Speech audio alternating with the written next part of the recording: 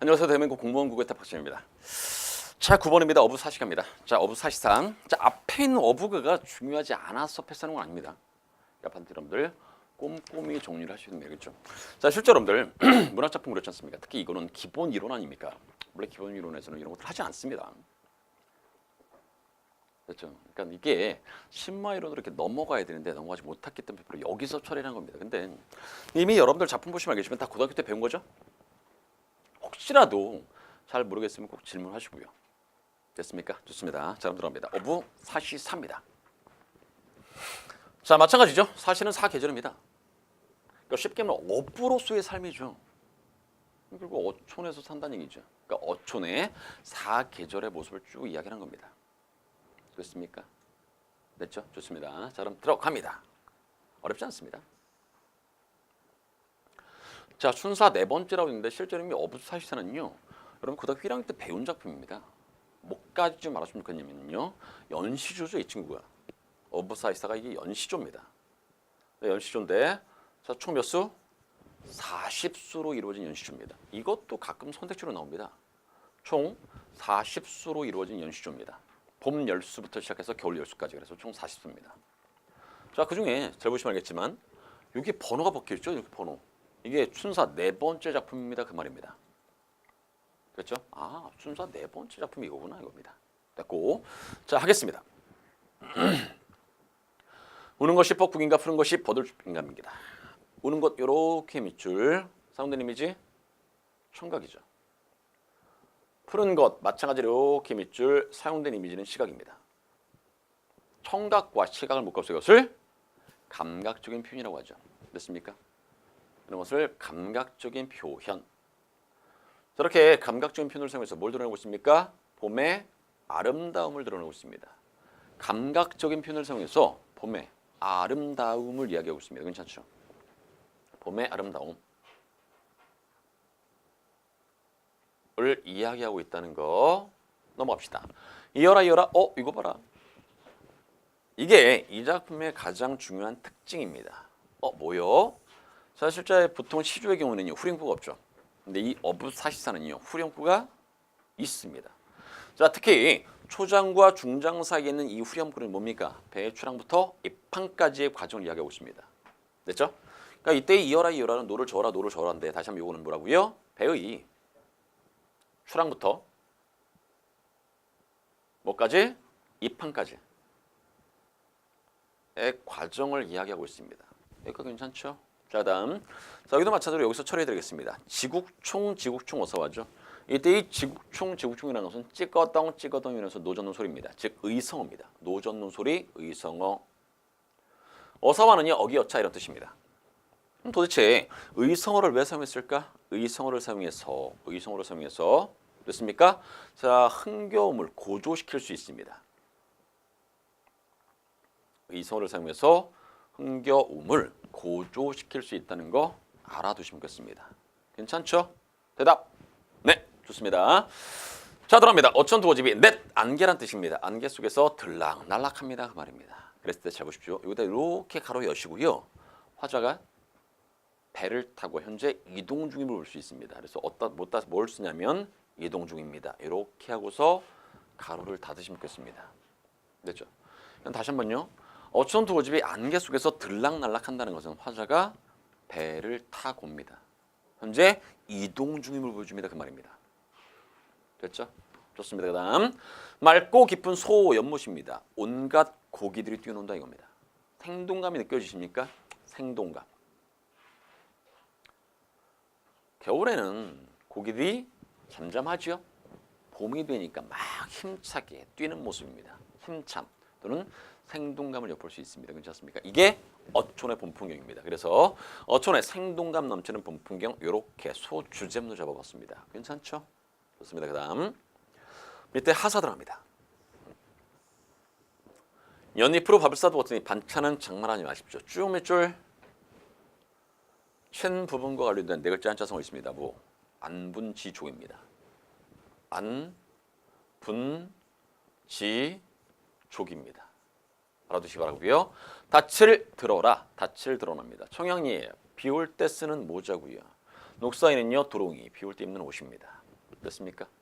삿갓은 쓰고 있는데 혹시 녹사이는 가져오니 이 말입니다. 그리고 무심한 밖에는 제 줬는가 내줬는가 쭉 몇 줄 너무 중요합니다. 관련된 네 글자 한자가 뭡니까? 물, 아, 일, 채입니다. 자, 바로 이 밑줄 친 부분이 네 글자의 한자성어로 물, 아, 일, 채라는 거 알아두셨으면 좋겠습니다. 됐습니까? 여름 나왔죠? 안본주족과 물알치의 즐거움 괜찮죠? 넘어갑니다. 가을 들어갑니다. 수국에 가을이 드니 고기마다 통통하게 살쪄 있습니다. 만경진파 넓은 바다입니다. 넓은 바다에서 실컷 용여하자라는 것은 마음껏 즐기자입니다. 됐죠? 인간 세계를 돌아보니 뭘수록 더욱 좋습니다. 이때 인간 이렇게 세모 인간들이 사는 세상입니다. 지금 뭐라? 속세입니다. 인간들이 사는 세상 즉 속세. 됐죠?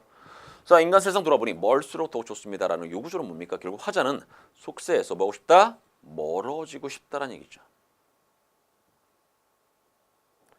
화자는 어디에서? 속세에서 멀어지고 싶은 마음을 분명히 보이고 있습니다. 괜찮죠? 자, 이게 가을입니다. 내용은 가을의 풍성함과 속세를 떠나 사는 즐거움. 괜찮죠? 됐습니다. 겨울 들어갑니다. 겨울의 아름다움을 이야기하는데 자 봅시다. 간밤에 눈이 갠 후에 경치가 달라졌습니다. 어떻게? 온 세상이 하얗게 바뀌었겠죠? 앞에는 만경유리, 만 1항이나 되는 유리입니다. 원관념은요. 넓은 바다로 넓고 깨끗한 바다인데 좋습니다. 넓고 깨끗한 바다. 다시 한번 말씀드리지만 만경유리라는 것은 만 1항이나 되는 유리입니다. 그만큼 넓다는 얘기죠.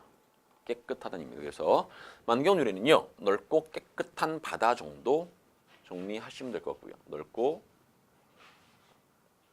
깨끗한 바다. 됐죠? 뒤에는 천처목산입니다. 천겹에 옥으로 둘러싸인 산입니다. 다시 한번 뭐라고요? 천겹에 옥으로 둘러싸인 산. 됐고 천겹에 옥으로 둘러싸인 산은요. 원건님이 눈 덮인 산입니다. 앞에는 바다 있고 뒤에는 산이 있습니다. 이 말입니다. 됐습니까? 이 모습이 너무 아름다워. 얼마큼? 신선들이 사는 선계처럼 아름답습니다.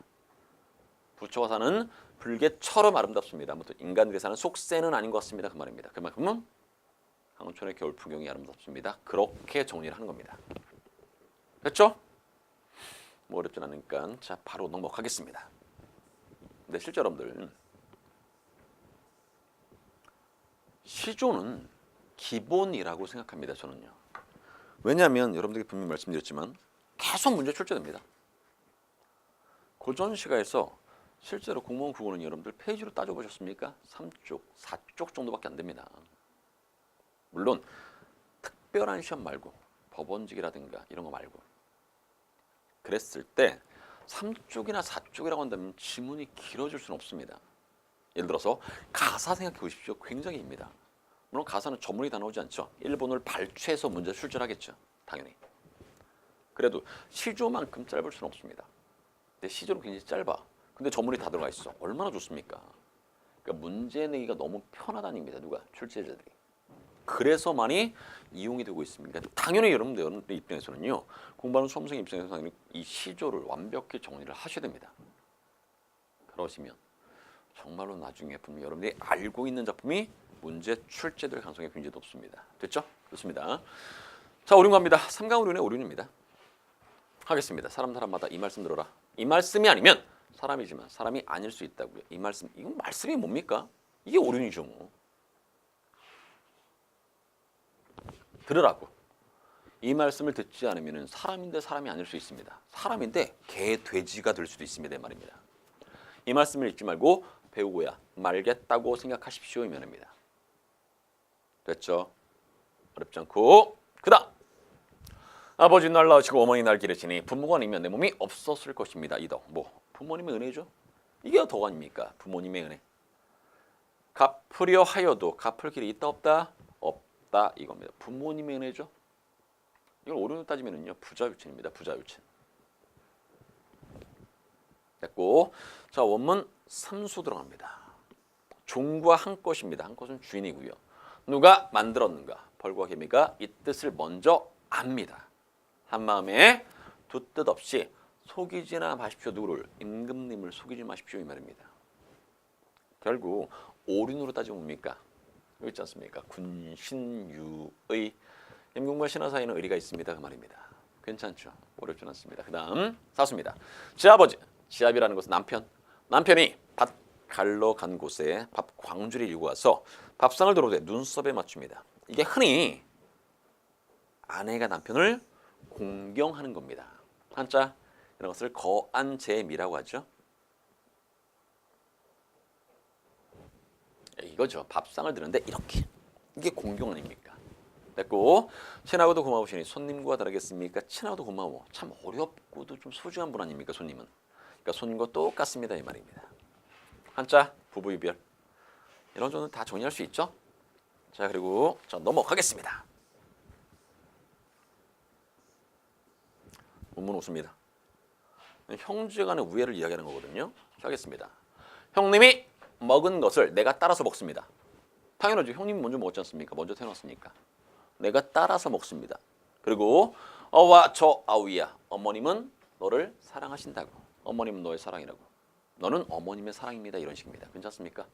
자, 형제가 화목하지 못하면요. 개나 돼지입니다. 이겁니다. 자, 결국 뭘 중요시하고 있습니까? 형제 간의 우애를 중요시하고 있습니다. 괜찮죠? 이런 것들이 뭐 어렵지 않고. 그 다음 육수는 장유유서 쉽게 말하면요. 자, 하겠습니다. 늙은 사람 부모 같답니다. 어른은 형과 같답니다. 이와 같을진데 공경하지 아니하면 어디가 다르겠습니까? 뭐하고? 개, 돼지와 어디가 다르겠습니까? 이겁니다. 그러니까 즉 여러분보다 나이가 많은 사람을 공경하지 않으면 여러분들은 개, 돼지입니다. 이 말하고 똑같습니다. 괜찮죠? 자, 그럼 들어갑니다. 자, 나로 맞이하거든 그 나보다 나이 많은 사람에게 절하고 말겠습니다. 이겁니다. 말 이해하시겠습니까? 다시 한번요. 날로써 마디 어신이 이렇게 돼 있지 않습니까? 내가 나보다 나이 많은 어른들을 맞이하면은요. 뭐 하겠다고요? 절하면서 깍듯하게 공경하겠습니다. 그 말입니다. 됐죠? 그래서 여러분들 이렇게 밑줄 장유유서입니다. 이렇게 설명할 수 있습니다. 괜찮죠? 뭐 이런 것들이 뭐 간단하게 솔직히 정리할 수 있습니다. 아무것도 아닙니다. 자, 그럼 여러분들 제가 지난 시간부터 살짝 걱정했던 거 뭡니까? 가사 나왔죠? 자, 우선 이런 페이지 294쪽입니다. 자, 들어갑니다.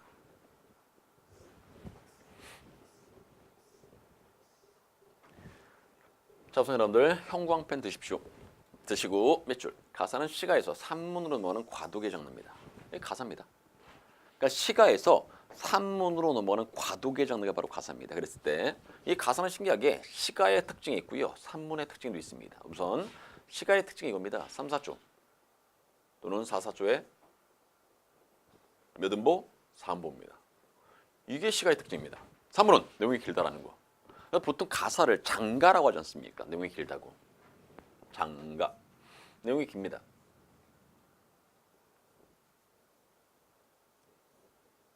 요게 산문의 특징입니다. 이 두 가지가 몽땅 다 결합이 된 것이 가사입니다. 그래서 가사는 다시 한번 우문에서 산문으로 넘어가는 과도계 장르입니다. 괜찮죠?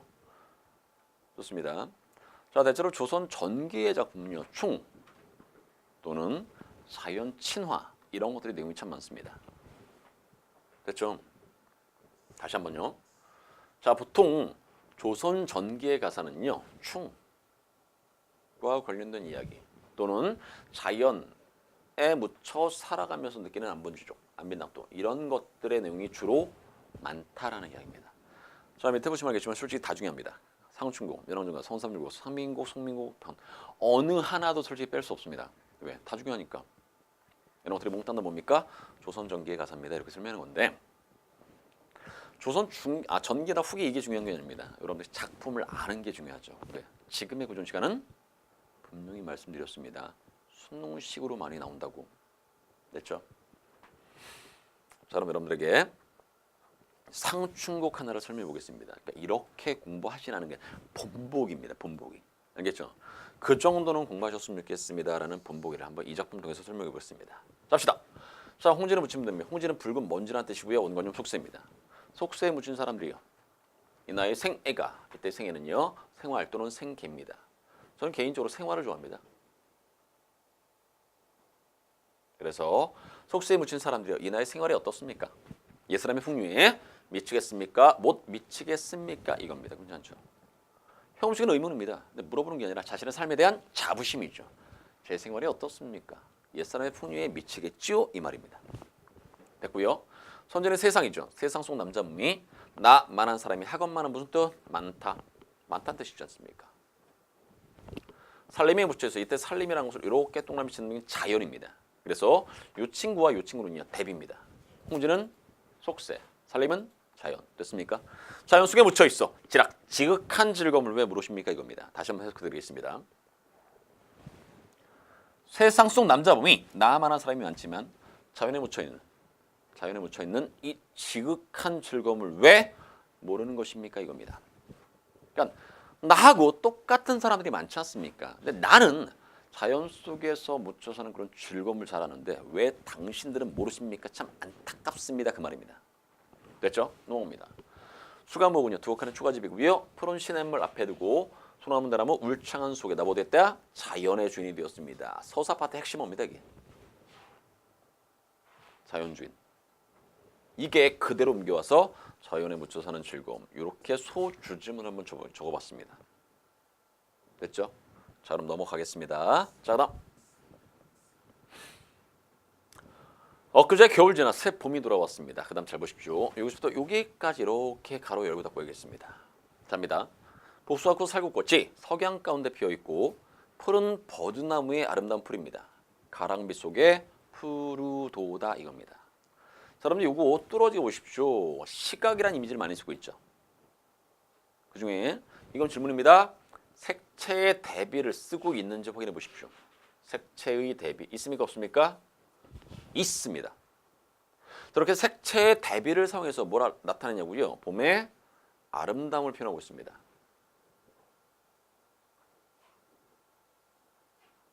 됐죠? 손이 어디요? 붉은색, 푸른색.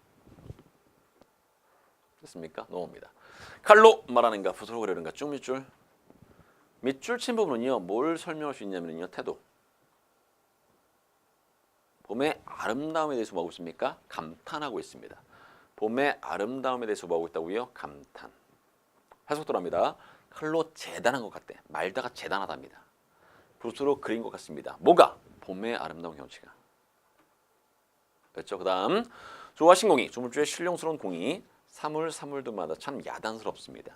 숲에 오는 새는 새똥남이 이렇게 친다면요. 새에는요. 화자의 감정이 이입되어 있습니다. 실제 이 친구도 문제 잘 놉니다. 감정이입. 봄의 기운을 못 내겨워서 소리마다 아양을 떠는 것 같습니다. 이렇게 해석하는 겁니다. 됐죠? 됐고 소주제문은 봄의 아름다운 경치 이렇게. 자, 그 다음 들어갑니다. 춘흥이죠. 문화일체오니 자연관해가 하나 되는 경지니 흥이야 다르겠습니까? 똑같다는 얘기죠. 너무 흥겹습니다. 그 말이고요. 12살인문입니다. 걸어보고 정자에 앉아보니 소요음형입니다. 천천히 거닐며 시를 읊조리다 이 뜻이 있습니다. 괜찮습니까? 산속의 하루가 한가로운데 한중님입니다. 한가로운 가운데 맛보는 참 맛을 알 사람 없이 나 혼자입니다. 이렇게 해석합니다. 됐습니까? 이게 춘흥입니다. 간단히 말씀드려서. 그러니까 제가 여러분들에게 설명하는 것을 잘 보십시오. 우선 첫 번째는 현대어 번역입니다. 맞죠? 아 그렇다. 현대어 번역을 해야 됩니다. 자, 두 번째는 혹시라도 있을 발상의 표현법 정도? 그 정도 정리하시면요. 실제 어떤 식의 문제가 출제되더라도 다 맞힐 수 있습니다. 그렇게 공부하시고요. 자, 넘어갑니다. 이봐 이웃들아 산수 구경 가자 이런 것을 청유형이라고 하죠. 청하여 권한다는 뜻입니다. 청유형. 풀 밟기는 오늘하고 목욕은 내일하고 아침에는 나물 캐고 저녁에는 낚시질 하십시다. 나조에 이게 저녁입니다. 됐고 갓괴어 익은 술을요. 갈건이라는 것은요. 머리에 쓰는 두건입니다. 원래. 근데 실제 술을 거를 때 쓰는 천 정도. 받아놓고 꽃나무 가지를 꺾어서 술을 세면서 먹겠습니다. 화풍이 봄바람이 문득 불어서 푸른 시냇물을 건너오니 자, 요거는 밑줄 그어주십시오. 청양은 잔해지고 낙콩으로 세진다. 밑줄. 친 부분과 관련돼서는요. 관련된 네 글자의 한자 성어를 알아두셔야 됩니다. 뭐? 이게 물화일치입니다. 물화일치. 청양은 잔해지고 낙콩으로 세진다. 물화일치. 준종 술동이죠. 비었거든 나에게 알려라. 소동아이에게 어린아이에게 술집에 술이 있는지 없는지를 물어서 어른은 막대 짚고 아이는 술을 메고 미음한부 위에 소요 음형과 똑같은 뜻입니다. 즉 천천히 거닐면서 시를 읊조리다 뜻입니다. 시냇가에 혼자 앉아 맑은 물에 깨끗한 물에 잔을 씻어 부어들고 흐르는 물을 그 부분에 뭐 있습니까? 떠오는 것은 도화 복숭아꽃입니다. 과거 우리 선조들은요 도화 복숭아꽃은 어디에 핀다? 무릉도원에 피는 꽃으로 생각했습니다. 그러니까 자연스럽게 도화를 봤네. 아, 이 근처에 무릉도원이 있는 게 아니냐 하는 자연스럽게 생각이 넓혀지는 겁니다. 됐습니까? 넘어갑니다. 저 왜 이렇게 생겼습니다. 이건 들이란 뜻입니다. 됐고, 자 그다음 넘어갑니다.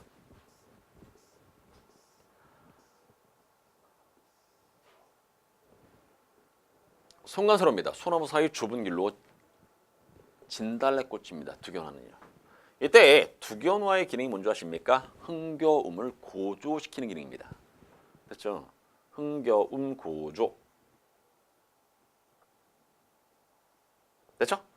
소나무 사이 좁은 길로 진달래꽃을 붙잡아 들고 봉도 산봉 위에 급히 올라 구름 속에 앉아보니 천촌만락입니다. 수많은 마을입니다. 곳곳에 펼쳐져 있네.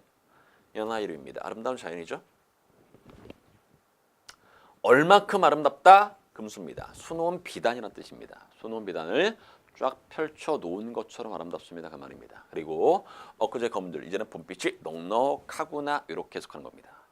어떻습니까? 괜찮죠?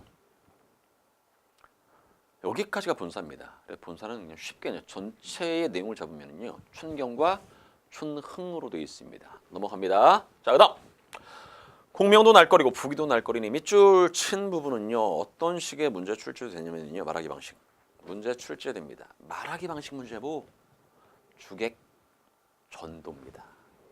아시죠? 주객 전도입니다. 됐고 청풍명은 뭐 자연 아닙니까? 외에 어떤 것이 있겠냐고요. 단표노항입니다. 단표는 단사표음의 줄임말이고요. 소박한 음식들. 누황이라는 것은 누추한 곳입니다. 그러니까 단표노항을 묶어서 설명한다면요. 보잘것없는 생활 또는 소박한 생활입니다.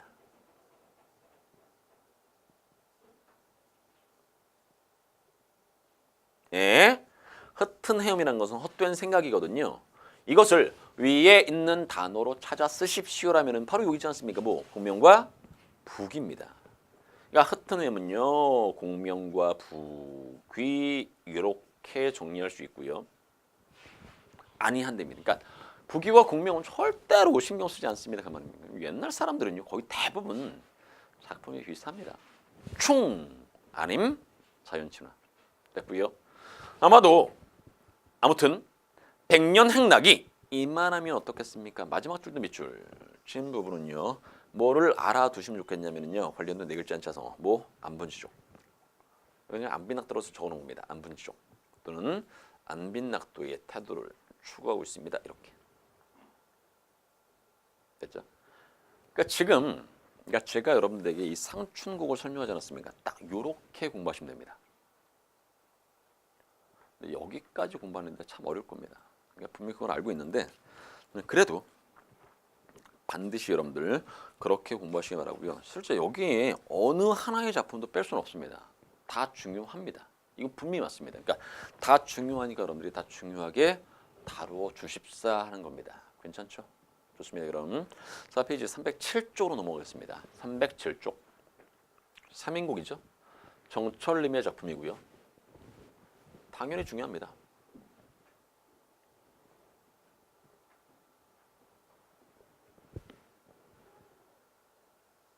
이것도 마찬가지입니다. 최소한 해석이 돼야 됩니다. 근데 실제 다른 사이트 같은 경우는 제가 만든 문제를 가지고서 지금 문제 풀이하고 있거든요.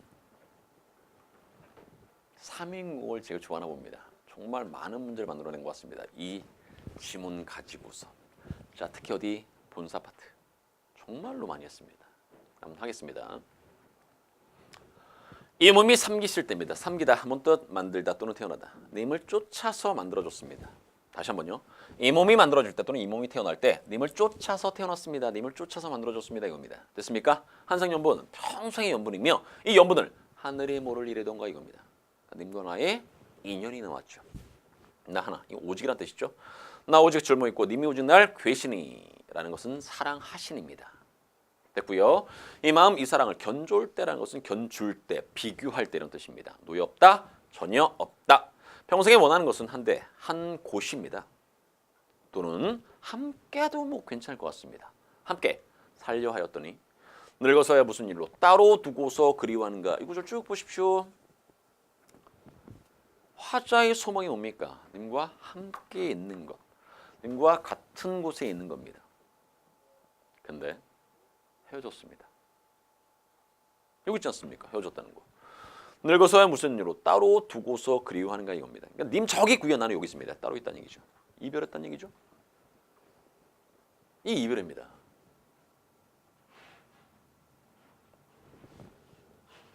이거를 임금과 신하 사이의 관계로 설명한다면 정적으로 뭐였습니까?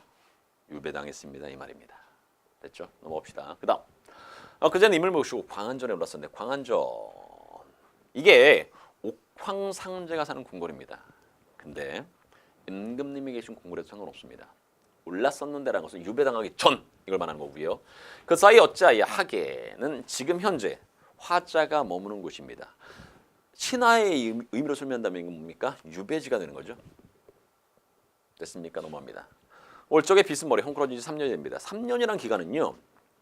님과 이별한 기간 또는 화자의 내가 유배를 당한 기간입니다. 괜찮죠? 좋습니다. 연재는 화장품이죠. 화장품이 있지만 누구를 위해서 곱게 단장할까. 남의 맺힌 시름 겹겹이 쌓여 있어 지는 것이 한숨이요 떨어지는 것이 눈물입니다. 한숨 눈물 정서죠. 왜? 이별해서 보지 못하기 때문에 엄청나게 슬픕니다. 그 말입니다. 자, 인생은 한계가 있어. 근데 시름은 한계가 없다. 끝이 없다 이겁니다.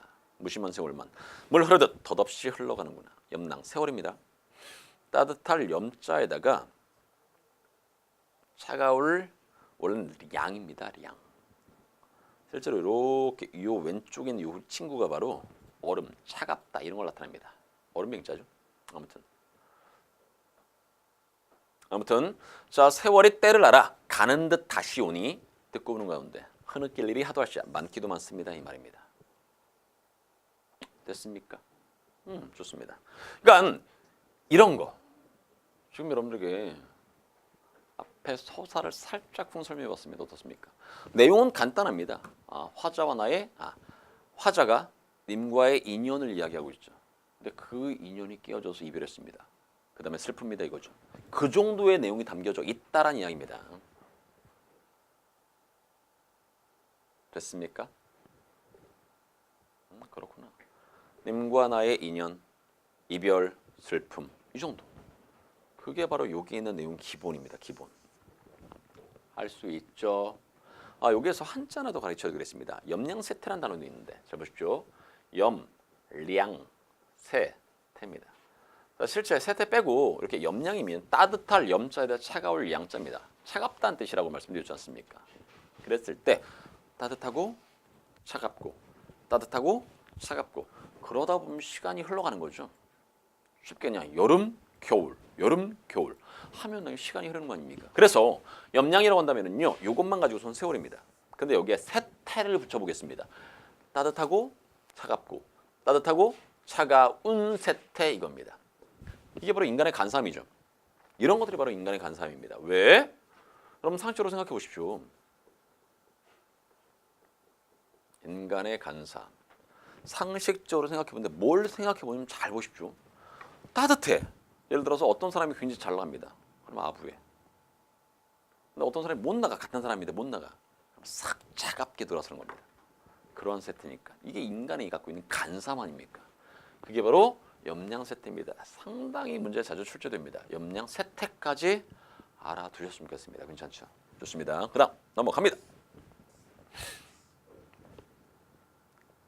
자, 여기서부터는 3인곡의 본사 파트거든요. 여기서는 하나 정리해 드릴 게 있습니다. 자, 보십시오. 삼인국의 본사는 제가 아까도 모두에 말씀드렸지만 분명히 뭐라고 했습니까? 저는 정말 잘 이용합니다. 이 부분을요. 왜? 문제 만들어 놓을 게 너무 많거든. 그러니까 여러분 반드시 이 삼인국의 본사는요. 최소한 알아두셨으면 좋겠습니다. 자, 그럼 하겠습니다. 자, 삼인국의 본사가 삼인국입니다. 어떻게 이루어져 있냐면요. 봄, 여름, 가을, 겨울로 이루어져 있습니다. 삼인국의 본사는요. 봄, 여름, 가을, 겨울 이렇게 되어 있습니다. 근데 봄, 여름, 가을, 겨울은 없습니다. 그러니까 다른 시어를 가지고서 계절을 여러분들이 끄집어 내셔야 됩니다. 그랬을 때, 자, 봄임을 알려준 단어가 뭔지 아십니까? 동풍입니다. 여름임을 알려준 단어가 뭐냐면 녹음입니다.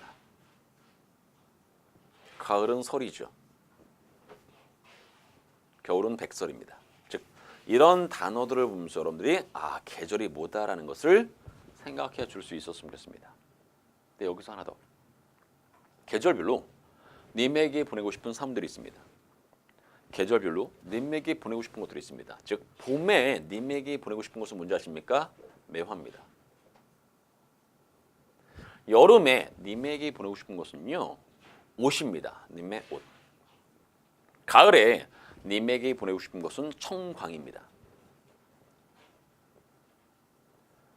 겨울에 님에게 보내고 싶은 것은 양춘입니다.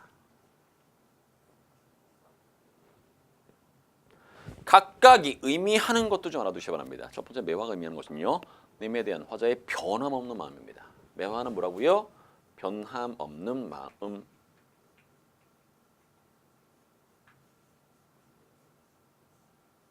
제가 살짝 안 써주고 있죠?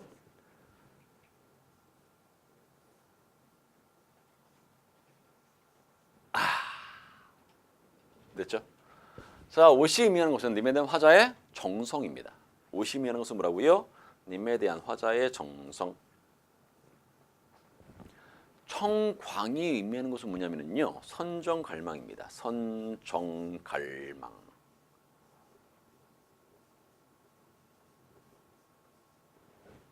양춘이 의미하는 것은 뭔지 아십니까?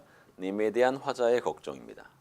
그러니까 이게 기본적으로 월에 박혀 있으면 훨씬 더 편하게 삼인국의 본사를 읽을 수 있습니다. 이겁니다. 이거. 그러니까 이런 것들을 여러분들 정리하시면요 굉장히 편하다라는 얘기입니다. 됐죠? 자, 정리해 주시고요. 그러니까 이런 것들이 있으니까 제가 늘 말씀을 드리지만 이런 것들이 있기 때문에 실제 문제 나오기 굉장히 쉽습니다. 소재의 기능파가 나올 수 있고요. 계절, 시간의 흐름에 따라서 전개하는 거 아닙니까? 순서 배우라는 문제를 솔직히 내봤습니다. 제가 여기서. 작품을 막 뒤섞는 다음에 순서대로 배우하십시오. 그럼 여러분들 뭐로 계절별로 쭉 정리를 하면 되지 않습니까? 그렇죠? 그런 것들 정리해 주시기 바라고. 자, 그러면 다시 본문으로 들어가겠습니다. 됐습니다. 자, 합니다. 동풍이 문득불어옵니다. 동풍. 다시 한번 계절이 뭐라고요? 봄. 쌓인 눈을 헤쳐낸 창밖에 심은 매화가 두세 가지나 피었구나. 가뜩이나 냉담한 데는 추운 데입니다. 냉랭하고 담담한 데는 뜻입니다. 됐죠? 암향이라는 것은 매화의 향기를 나타낸 자죠. 암향부동 말씀드렸고요. 황혼의 달이 쫓아와 달. 동그라미를 이렇게 치면은요. 자, 이 달은 어떤 기능이 있습니까? 님으로 착각하는 소재입니다. 됐죠? 저 매화를 꺾고 여기 있지 않습니까? 저 매화를 꺾고 내어서 님 계신 곳에 보내고 싶다. 님이 너를 보고 떨어뜨렸습니다. 저 매화를 꺾어내어서 님 계신 데 보내고 싶답니다. 님이 너를 보고 어떻다 생각하시까 맞죠? 제가 분명히 말씀드리지 않았습니까? 딱 그 정도. 다시 한번 정리. 자, 계절의 봄입니다. 님에게 보내고 싶은 것은 뭐라고요? 매화입니다. 하나 더. 다시 한번. 매화가 의미하는 것이 뭐라고 그랬죠? 맞습니다. 님에 대한 화자의 변함없는 마음입니다. 됐습니까? 어렵지 않죠? 좋습니다. 그 다음에 자, 여러분들 합니다. 이거 없으면 인모르. 대단하죠? 좋습니다. 꽃이 떨어지고 새 잎이 나니 뭐가 깔렸습니까? 녹음이 깔렸습니다. 녹음. 다시 한번 계절이 뭐라고요? 여름. 됐죠? 그 다음 넘어갑니다. 비단 휘장이 적막하고요. 수놓은 장막이 비어 있습니다. 이런 것들은요. 정확한 뜻 몰라도 됩니다. 근데 문제는 이거는 가능합니다. 적막이라는 단어를 이렇게 밑줄 그은다면 잘 보십시오. 님이 없죠. 그러니까 화자의 방은 뭐할까? 적막하다. 아 그렇구나. 님이 없는 외로움, 쓸쓸함을 적막이라는 단어로 설명하는구나. 괜찮습니까? 어렵지 않죠? 비단 휘장이 적막하고 수놓은 장막이 비어 있습니다. 부용, 연꽃이 그려진 휘장이죠. 걷어놓고 공작이 그려진 병풍을 둘러두니 가뜩이나 시름이 많은데 날은 어찌 길던가. 원앙금, 원앙이 새겨진 비단입니다. 베어놓고 오색선은요. 오색 실입니다. 풀어내어서 금자로 겨누어서 뭘 만들었습니까? 님의 옷을 만들었습니다. 그러니까 자기가 님이 입을 옷을 만들었다는 얘기입니다. 딱 봤다는 얘기죠. 그랬을 때 요절 쭉 몇 줄? 수품은 물론 이거니와 격식도 갖추었답니다. 잘 만들었다는 얘기죠. 그러니까 결국 이 구절에 담긴 화자의 태도, 이 구절에 담긴 화자의 태도 뭡니까? 자기가 만든 옷을 자기가 좋아하고 있습니다. 감탄. 됐습니까? 감탄. 이렇게. 그 다음 산으로 만든 지게 위에다가 백옥함에, 산으로 만든 지게 위에 백옥으로 만든 함에다 담아뒀답니다. 뭐를 담아? 님의 옷을 담았겠죠. 님의 옷을 담아두고 님에게 보내로 님 계신 곳을 바라봤더니 뭐 있습니까? 산, 세모, 구름, 세모, 화자와 님 사이를 가로막는 모, 장애물입니다. 만약에 이 작품은요 임금과 신하의 관계로 설명한다면요, 그러니까 남자와 여자의 관계가 아니라 임금과 신하의 관계로 설명한다면 산과 구름 몽땅 다 뭐 됩니까? 간신. 장애물이라는 것을 알아두시 바라고요. 장애물 이렇게 됐죠. 산인가 구름인가 험하기도 험하구나. 천리말리기를 누가 찾아갔는가. 가거든 열어두고 마치 나인 것처럼 반기실까 이겁니다. 생각해 보십시오.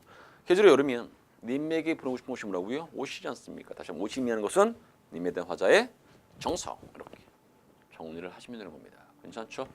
가을 들어갑니다. 하룻밤 설이김 여기 있네. 설이김, 설이 내릴 무렵이라는 뜻입니다. 계절이 뭐라고? 가을입니다. 기러기가 울면서 날았는데 기러기는요 화자의 감정이 입됐습니다. 괜찮죠? 넘어갑니다. 위로 누각이 혼자 올라 수정으로 만든 발을 거두니 동산에 달이 나고 북극의 별이 보이니 님이신가. 그러니까 결국 달, 별 몽땅 다 보러 님으로 착각하는 소재. 괜찮죠? 그러니까 보통 북극성이라고 있지 않습니까? 북극성. 임금을 상징하는 단어입니다. 그러니까 결국 모든 신하들이 북극성을 딱 보면 뭐야? 임금을 떠올린다는 얘기입니다. 그런 식입니다. 눈물이 저절로 나는구나. 청광을 지어내. 여기 있지 않습니까? 청광. 님에게 보내고 싶은 것. 어디 올리고 싶다? 봉황루에 올리고. 봉황루는 누가 있는 곳이야? 임금님께서 계신 곳 아닙니까? 왜? 봉황은 임금을 상징하는 셈입니다. 그러니까 이때의 봉황루는 결국 뭐야? 임금님이 계신 곳, 궁궐이죠. 붙이고 싶습니다 이 말입니다. 그러면 그 청광 가지고 뭐를 원하냐면 잘 보십시오. 이거 쭉 밑줄. 누가 위에 걸어두고서 온 세상을 다 비추어서 심산궁궁입니다. 깊은 산 험한 골짜기를 이어 점락같이 대낮처럼 만들어 주십시오 이 말입니다. 그랬을 때, 자 밑줄 친 부분은요 뭘 바란다? 선정을 바랍니다. 그래서 선정갈망 이렇게 설명을 하는 겁니다. 간단하게 말씀드려서 됐죠? 하나만 더 잘 보십시오. 자 분명히 이 작품이 원래 임금과 신하의 관계가 아니지 않습니까? 남자와 여자의 관계입니다. 맞죠? 화자는 여성이고요. 그랬을 때 어쩔 수 없이 임금과 신하의 관계로 볼 수밖에 없는 부분이 있습니다. 어디? 이거.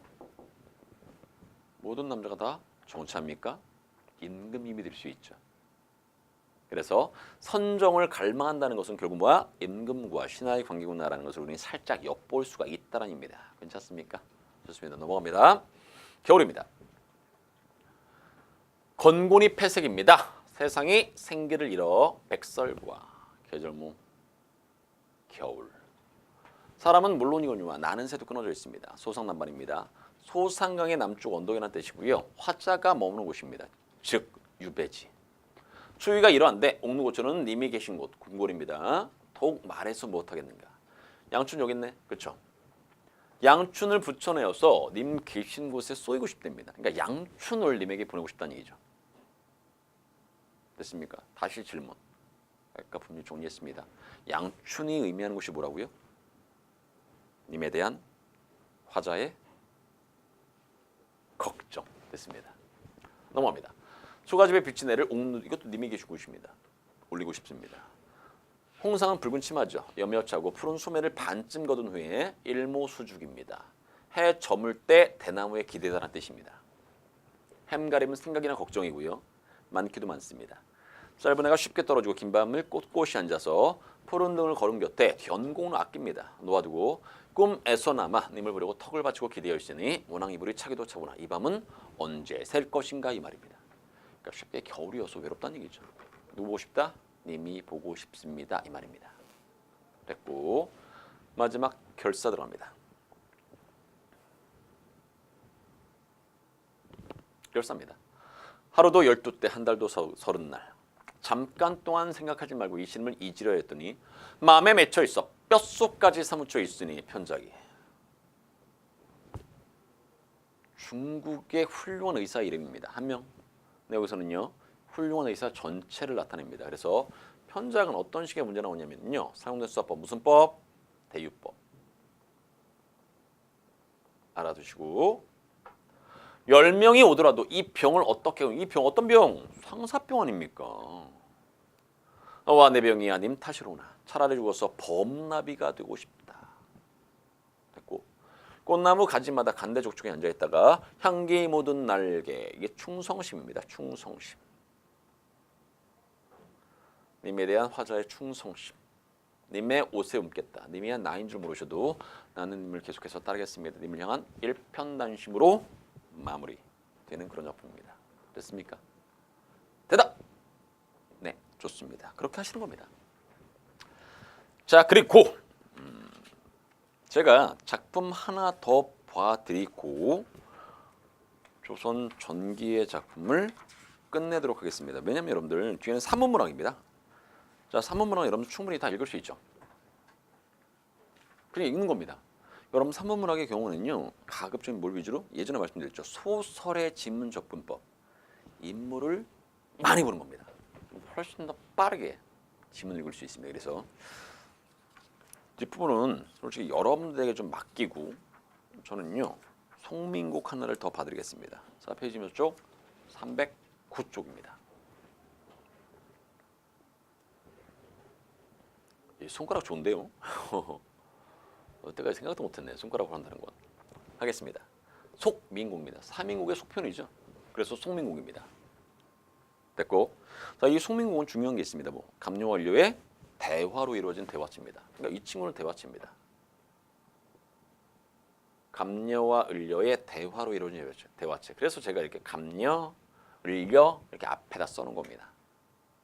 그러니까 이거는 감료의 대사, 을려하면 을려의 대사 이런 식입니다. 괜찮습니까? 대답. 좋습니다. 알겠습니다. 저기가는 저각시 본듯도 하구나. 천상백옥경입니다. 하늘 위. 백옥경도 마찬가지겠죠. 옥황상제가 사는 궁궐입니다. 그러니까 보통 이거 과거에 작품을 이렇게 들여다보면요. 자신들은 몰라도 있었다. 하늘에 썼습니다. 근데 어쩔 수 없이 남에게 모함을 받아서 인간 세상으로 내려오게 되었다. 뭐 이런 식입니다. 이런 걸 뭐라고 합니까? 적강 모티프라고 합니다. 선생님 적강 모티프요? 잘 이해가 안 되는데요? 여러분 생각해 보십시오. 단군 신화 한번 보겠습니다. 단군 신화. 여러분들 단군 신화 상식적인 질문 한번 보겠습니다. 상식적인 질문입니다. 단군을 기준으로 단군에게는 아빠와 엄마가 있죠. 아빠. 여기부터 막히면 안 됩니다. 환웅이죠. 환웅. 엄마는 누군지 아십니까? 웅녀죠. 웅녀. 천신과 지신의 결합입니다. 단군은 그래서 대단한 집 자손입니다. 이 말입니다. 아무튼 하나만 더. 환웅도 아빠가 있죠. 환웅이 이렇게 인간 세상을 내려다볼 때 야, 너 내려와서 거기 다스려 라고 허락하신 분이 있습니다. 환웅의 아빠. 누굽니까? 그건 상식입니다. 상식. 뭐? 환인입니다. 1대, 2대, 3대입니다. 이런 것을 뭐라 그래? 3대기적 구조입니다. 라고 이야기를 하는데 이것을 설명하고 싶은 것은 잘 보십시오. 환웅은 원래 어디 있었습니까? 하늘에 있었죠.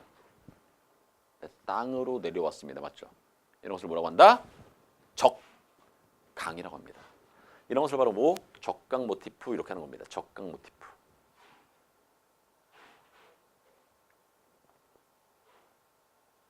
고전 시간에 이게 가장 기본인 것 같습니다. 그렇죠? 이것도 마찬가지로 하늘 위에 있는 겁니다. 근데 인간 세상으로 내려왔으니까 결국 적강 당한 거 아닙니까? 계속 들어갑니다. 어찌하여 이별하고 해 다 저문 날에 누구를 보러 가십니까? 굉장히 어렵다 생각하지 마십시오. 감녀가 이렇게 이야기하는 겁니다. 나 쟤 아는데?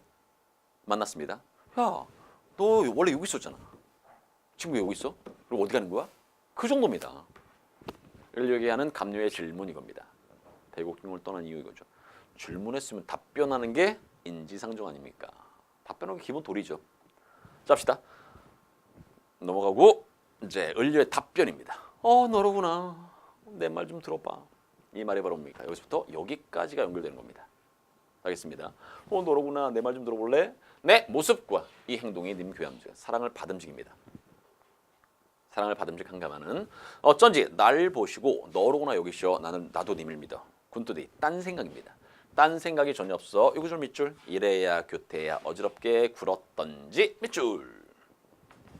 이래야 교태야 어지럽게 굴었던지라는 것은 해석은 이렇습니다. 응석과 아양을 어지럽게 굴었던 이런 뜻입니다. 해석을 가르쳐드리기 위해서 설명한 것은 아니고요. 응석과 아양을 어지럽게 굴었던이라는 것은 누가 생각하는? 을려가 생각하는 님에게 버림받은 이유입니다. 여러분들 용어로 따지면요, 쉽게 말하면 깝쳐서 쫓겨났습니다 그 말입니다. 미안합니다. 아무튼 그렇다입니다. 그러니까 이게 을려가 생각하는 님에게 버림받은 이유입니다. 버림받은 이유. 그럼 결국 생각해 보십시오. 누구 탓이야? 내 탓. 자책하는 겁니다. 자탄한 겁니다. 괜찮습니까? 그 말입니다. 계속 들어갑니다. 반기씨는 얼굴빛이 옛날과 어찌 다르신가? 누워 생각하고 일어나 앉아서요 여러분이. 내 몸에 지은 죄가 산같이 쌓여있으니 밑줄고 하늘을 원망하며 사람을 탓하겠습니까? 밑줄 한자성어 수원수구입니다. 누구를 원망하며 누구를 탓하겠습니까? 라는 뜻의 네 글자의 한자성어입니다. 내 탓이란 얘기죠. 서로 프로 헤아리는 몽땅 다 누구의 탓이다? 조물주의 탓입니다. 이렇게 마무리 짓고 있습니다. 괜찮습니까? 그러니까 결국 을려가 배국경에서 쫓겨난 이유는 뭐 때문에요? 내 탓. 그나마 책을 미룬다면 조물주의 탓입니다. 라고 이렇게 됐습니까? 그 말입니다. 그럴 때 감녀가 위로를 하는 겁니다. 그렇게 생각하지 마십시오. 이렇게 위로. 을려, 제가 마음에 맺힌 일이 있습니다. 마음에 맺힌 일이 있습니다. 맺힌 일이 뭔데? 여기서부터 여기까지가 바로 맺힌 일입니다. 하겠습니다. 님을 모시고 있어 님의 일을 내가 하는데 물 같은 얼굴입니다. 이게 물같이 연약한 님의 모습입니다. 쉽게 말하면 님이 을려가 보기에 굉장히 뭐하다? 약하다는 의미입니다. 편하실적인 맨날이며 현황고일입니다. 봄, 추위, 여름, 더위는 어떻게 지내셨으며 가을, 겨울은 누가 모셨는가? 죽주반은요 아침 전에 먹는 죽입니다. 아침, 저녁, 묘에는 밥입니다. 옛날과 같이 드시는가? 기나긴 밤에 잠은 어떻게 주무시는가? 이겁니다. 요 구절 질문입니다. 을려의 심리가 뭡니까? 님에 대한 걱정입니다. 맞죠? 님에 대한 걱정. 질문 생각해 보십시오. 아까 분명히 3인곡의 본사 파트 기억나시죠? 봄, 여름, 가을, 겨울. 그리고 각 계절별로 님에게 보내고 싶은 것들이 있었습니다. 그 중에 님에 대한 님에 대한 화자의 걱정이 담긴 그런 소재가 있었습니다. 님에 대한 화자의 걱정 뭐였죠? 그런 식으로 문제를 만들어낼 수 있습니다. 그게 바로 뭡니까? 양춘이었죠, 양춘. 겨울의 양춘. 요게 님에 대한 화자의 걱정을 나타내는 거 아닙니까? 같은 의미로 설명할 수 있습니다. 괜찮죠? 자, 넘어갑니다. 을려. 님 계신 곳 소식을 어떻게든 알려하네. 오늘도 거의 끝났구나. 내일이나 사람이 올까? 내 마음 둘 곳이 없다. 어디로 가자는 말인가? 잡거니 밀거니 높은 산에 올라갔습니다. 이때 뭐 있어? 구름 있고 안개 있습니다. 이때 구름과 안개는요 나와 님 사이를 가로막는 장애물입니다. 그러니까 님을 혹시라도 볼 수 있을까 봐 높은 산에 올라간 거야. 근데 뭐 때문에? 구름과 안개 때문에 님의 모습을 보지 못했습니다. 그 말입니다. 됐죠? 넘어갑니다. 무슨 일인가? 산천이 어두운데 1호를 어쩌고 이때 1호는 임금이죠. 어찌 보면 지척은 가까운 거리입니다. 모르는데 어떻게 천리를. 이때 천리라는 것은 나와 님 사이의 나와 님 사이의 거리가죠. 거리. 그러니까 결국 나라는 것은 을려니까 을려와 님 사이의 거리를 나타냅니다. 그러니까 천리를 바라볼 수 있다는 의미입니까? 바라볼 수 없다는 의미입니까? 천리를 바라볼 수 없습니다. 됐고요. 차라리 물가에 가서 물가 마찬가지죠. 백길이나 알아보려 했더니 바람세모 물결세모입니다. 이것도 마찬가지겠죠. 다 똑같습니다. 이거. 세모 돌린 것은 몽땅 다 장애물입니다. 장애물. 이거를 임금과 신하의 관계로 설명한다면 다시 한번 뭐라고요? 간신으로도 설명할 수가 있습니다. 얼마든지 가능합니다. 됐죠? 어지럽게 되었구나. 사공은 어디 가고 빈배만 걸리는 이 빈배는요. 님에게 버림받은 을려 자신을 가리키는 말입니다. 강둑에 혼자 서서 떨어진 내를 굽어보니 님 계신 곳 소식이 더욱 아득하구나 이겁니다. 가능하시지요? 뭐 어렵지 않으니까. 자, 넘어갑니다. 을려 무첨이라는 것은 초가집입니다. 찬 자리에 밤중이 돌아오니 반벽청동입니다. 마찬가지만 이것도 님에게 버림받은 을려를 나타냅니다. 그러니까 아까 빈배라는 단어 있죠. 빈배와 반벽청동은요. 기능이 똑같습니다. 됐습니까? 님에게 버림받은 을려 자신을 가리키는 말. 누굴 위해서 밝았는가? 오르며 내리며 해 뜨며 반이니 뚫어지어 오십시오. 산을 오르며 내리며입니다. 자, 밑에 해석도 제가 집어넣어놨습니다. 참고로 보시기 바랍니다. 산을 오르며 내리며 물가를 헤매며 반이는 오락가락하니라는 뜻입니다. 그래서 잘 보십시오. 해줄. 행동이죠. 행동은 심리를 드러낼 수 있습니다. 어떤 심리? 그만큼 님을 보고 싶다. 그만큼 님을 만나고 싶다. 그런 마음을 바로 이 행동을 통해서 설명할 수도 있습니다. 아, 그렇구나. 행동을 통해서 심리를 드러낼 수 있다는 거. 됐죠? 넘어갑니다. 잠깐 동안 힘이 다해서 풋잠을 잠깐 들었습니다. 풋잠은 기능이 따로 있습니다. 뭐? 현실에서 꿈으로 넘어가는 매개체입니다. 현실에서 꿈으로. 그리고 또 하나 더. 이 풋잠이라는 단어는요. 소망을 들어줍니다. 누구의 소망을? 을류의 소망을. 그리고 님을 만나게 되는 거죠. 그렇게. 정성이 지극해서 꿈속에서나마 풋잠 들었고요. 꿈 이런 것들의 기능이 똑같다는 입니다. 뭔가 님을 만날 수 있는 거고요. 보니 옷 같은 님의 모습 반 넘게 늙었구나. 남의 먹은 말을 실컷 아뢰려 하니 눈물이 쏟아지니 말인들 어찌하며 말을 못했어. 그러니까 정말 소망해서 님을 만났습니다.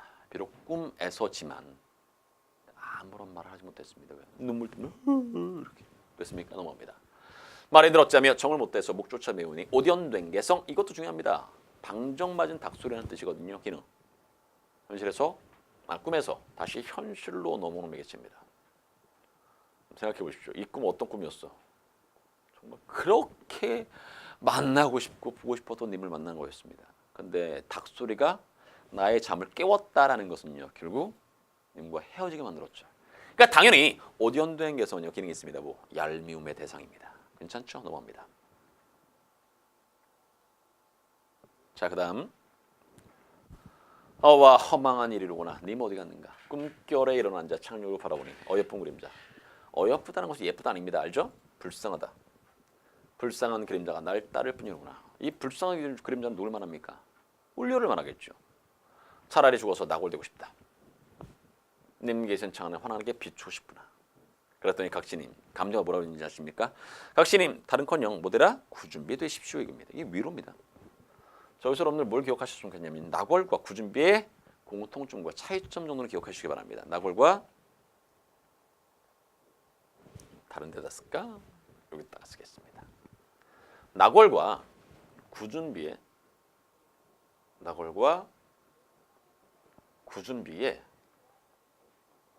공통점과 차이점. 자, 둘 다 공통점 뭔지 아십니까? 사랑입니다. 사랑. 님에 대한 을려의 사랑입니다.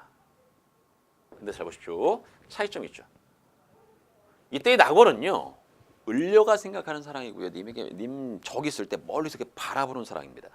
그래서 이것은 소극적인 사랑이고요. 감녀가 이야기한 구준비는요. 님에게 가까이 다가갈 수 있는 사랑입니다. 그래서 뭐? 적극적인 사랑입니다.